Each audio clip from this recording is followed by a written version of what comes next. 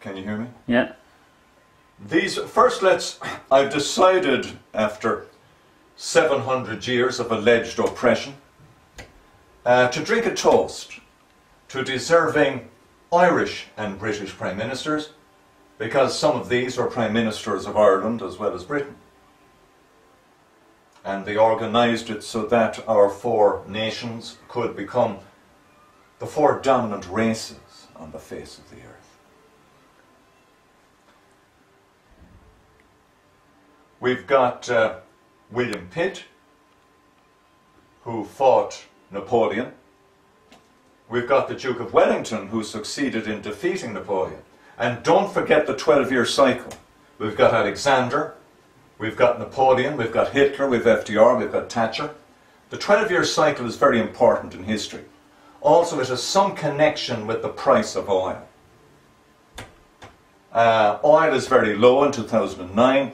You add 6, you get 2015. It'll be very high in 2015.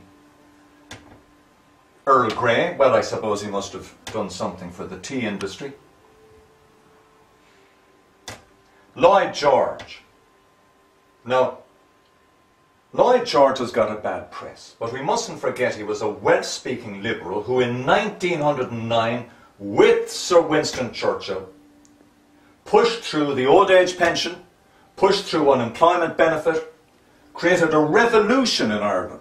Millions of pounds flooded into Ireland in that revolutionary year of 1909.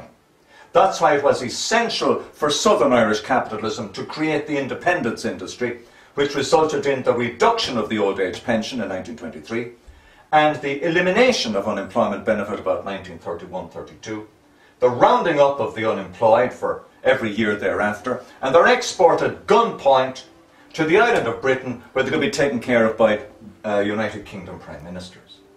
That's the whole point. The Sinn Féin theory of self-sufficiency is we're not self-sufficient, and we must call on the United Kingdom to help us out. Is there anybody else? Oh yes, we've got Sir Robert Peel. Now, this guy and this guy here, whose name I think is John Russell, Earl Russell, whether it was Bertrand Russell's grandfather, father or uncle, I couldn't tell you, but he was a relative. These two have been blamed for the famine. Now, the famine is one of those extraordinary socio-biological, social Darwinist phenomena, a bit like the climate crisis we're hearing about right now. Every time you look at the whole notion of Malthus, when we think of the Reverend Malthus, we must think of these two men, we must think of the Irish famine. Because Malthus's theory that population will, especially in industrialized society, outstrip the food supply is very difficult to refute when you look at it straight off. But it works out to be crazy in practice. But the Malthus theory did result probably in the death of maybe 800,000 Irish people or 600,000 from starvation. Well, maybe a lot less. I mean, most of them died of disease.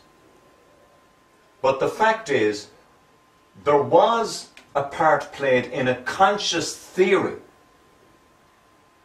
of population excess in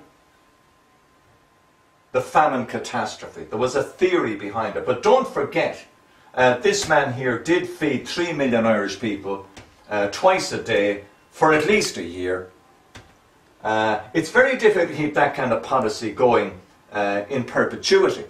But the thing to remember about the famine is that if there had been a native parliament, more people would have died.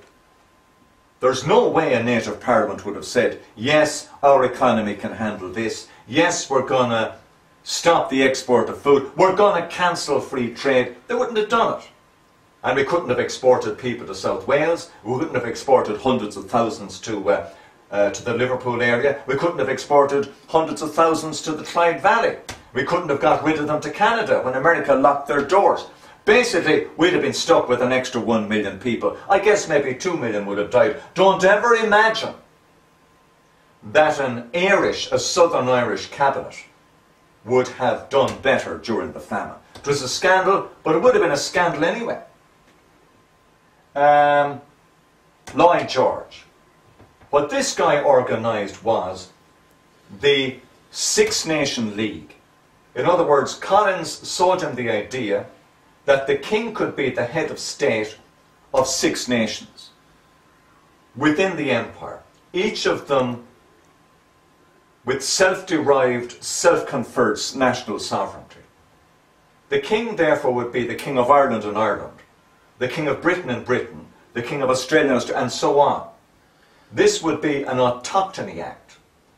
The Autochthony Act was never passed, but at least Lloyd George and Collins agreed on the idea.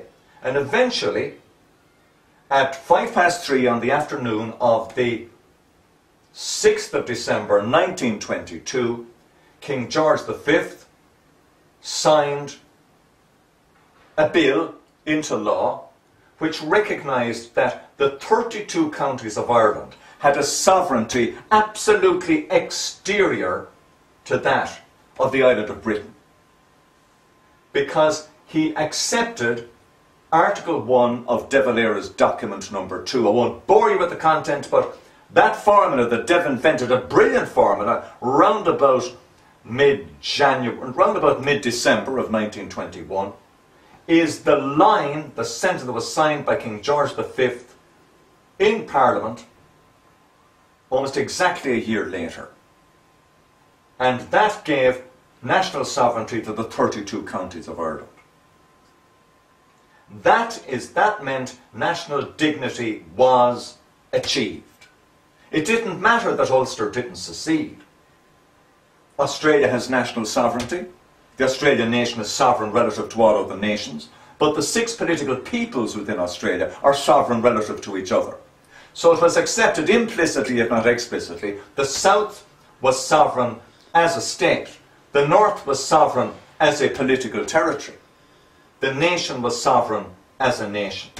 And the distinction between the Tuatha na hÉireann, the peoples of Ireland, and Muintir na hÉireann, the people of Ireland, between the Lander and the Folk, between the Polis and the Ethnos, that we had a double-decker nation, a hologram, ruled by the Tara principle, not by the Dublin principle, ruled by Nuremberg, as it were, not by Berlin, by Delphi, not by Athens, by Uluru, not by Sydney or Canberra, and by Philadelphia, not by Washington, D.C. This was pioneered and came into law at 3:05 on the afternoon of December 6th, 1922. And autochthony did not reach Canada until April of 1982, didn't reach Australasia till spring of 1986. What else? Sir Winston Churchill. My God, it was under him that our 300 million people, the people of the Empire of Cormac MacArt, restored the seeds of liberal democracy to the Protestant tabernacle over there.